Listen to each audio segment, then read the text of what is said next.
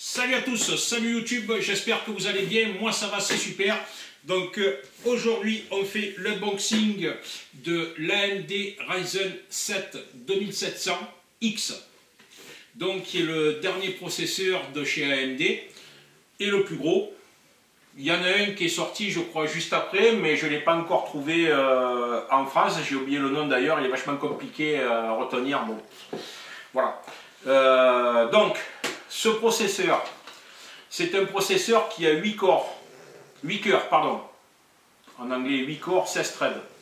Donc 8 cœurs et 16 threads. Ça, je ne sais pas le traduire, donc vous avez compris qu'il en a un faille. Voilà. Il a une base à 3,7 GHz et il peut monter à 4,3 GHz. Voilà.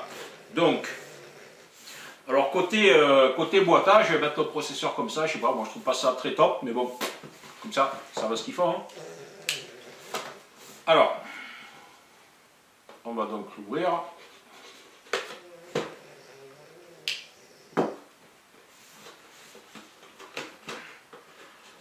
Avec la plus grande délicatesse, bien sûr.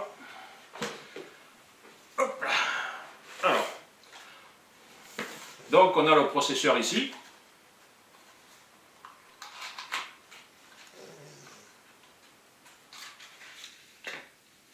Eh ben,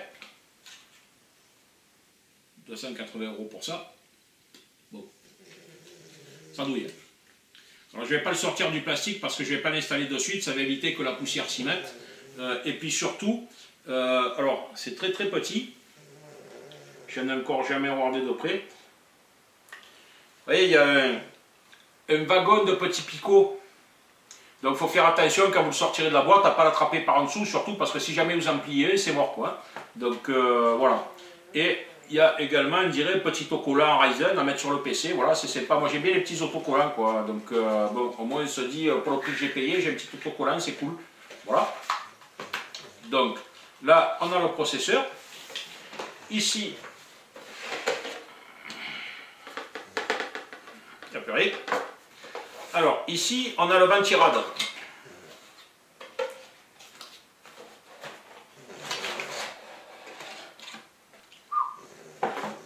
Balèche le truc, hein. Balèche de chez balèche. Alors, il y en a qui disent que le ventirad, il n'est pas bon. Moi, quand je vois ça, je me dis, putain, je me rappelle de l'époque des premiers PC, où tout le monde overclockait comme il pouvait. Alors, il y en avait qui les mettaient au frigo, il y en avait qui les mettaient au congèle. Et puis on a inventé un système avec de l'azote liquide et tout pour refroidir le processeur, on fait un truc de malade quoi, voilà. Tout ça pour overclocker un PC, je vois pas très bien à quoi ça sert. Si aujourd'hui tu veux overclocker un PC, ben écoute, tu achètes un processeur plus gros et puis tu n'as pas besoin d'overclocker, voilà. Là, ça c'est mon point de vue. Donc ce pros il vient se fixer, je vais pas enlever, alors je vais pas enlever le plastique, pourquoi? Parce qu'ici il y a déjà de la pâte thermique sur le processeur. Donc quand vous l'enlèverez, il ne faudra pas mettre vos doigts dessus, il est scotché, voilà. Alors il y a des tuyaux en cuivre, donc moi qui suis plombier, plombier de métier, plombier chauffaillier, je me dis, bah putain, c'est plus un processeur, c'est une chaudière à vapeur, quoi. Voilà, donc voilà, c'est carrément de la plomberie, quoi. Voilà. Alors, là, d'un côté, on le fixe, de l'autre aussi, et puis il y a une petite molette pour bloquer le tout. Donc c'est assez lourd comme pièce, hein, voilà. Ça, je dirais que ça respire la qualité, on va dire ça comme ça. Alors, où est-ce que c'est placé? C'est là. Alors, il faut que j'enlève mes lunettes. Alors, ici, on a un petit interrupteur qui est L et H. Alors, pourquoi, je ne sais pas, il faudrait que je regarde sur la, sur la notice fournie par AMD pour voir à quoi ça correspond. Le seul truc que j'ai trouvé, c'est une vidéo où un gars il manie l'interrupteur. Pourquoi? Je sais pas, vu qu'il n'explique pas, c'est bien de faire des vidéos, mais si vous ne l'expliquez pas, je vois pas trop l'intérêt. Voilà. Ici, on a deux connecteurs. Donc on a des picots à cet endroit-là, donc à côté de l'interrupteur qui est là, des picots qui cachent ça, sur lequel on vient brancher ces câbles-là. Alors, ces câbles-là, il y en a un, donc celui-là qui est directement sur le processeur lui-même. Celui-là vient se brancher, alors c'est vraiment le truc que j'ai retenu depuis le début sur la carte mère, il vient se brancher sur un connecteur qui s'appelle CPU fan. Alors CPU pour processeur, pas comment ça se traduit, mais bon, c'est une abréviation pour processeur, et fan pour ventilateur. Donc ventilateur du processeur. Donc sur la carte mère, la MSI, je vous ferai voir où il est.